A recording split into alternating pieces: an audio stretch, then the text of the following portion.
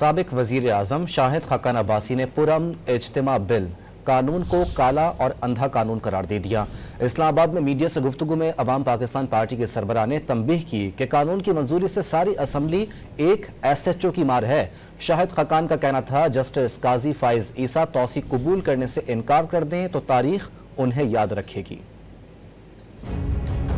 आज पाकिस्तान के दारुल हुकूमत में जमहूरियत नहीं है। एक SHO की मार है सारे कौमी असम्बली के मेंबरान और सेनेट के मेंबरान। एक जलसे के लिए अपोजिशन से खाइफ होकर आप कानून बना रहे और अंधे काले कानून बना रहे। आपने अपोजिशन लीडर को जेल में डाला हुआ है, असेंबली में कुछ करने नहीं देते, हर शख्स पे पर्चे हैं, उसके बावजूद खौफजदा है। Election second amendment act 2024 special seats वाला, रिजर्व सीट्स वाला, उसकी मुकम्मल नफी।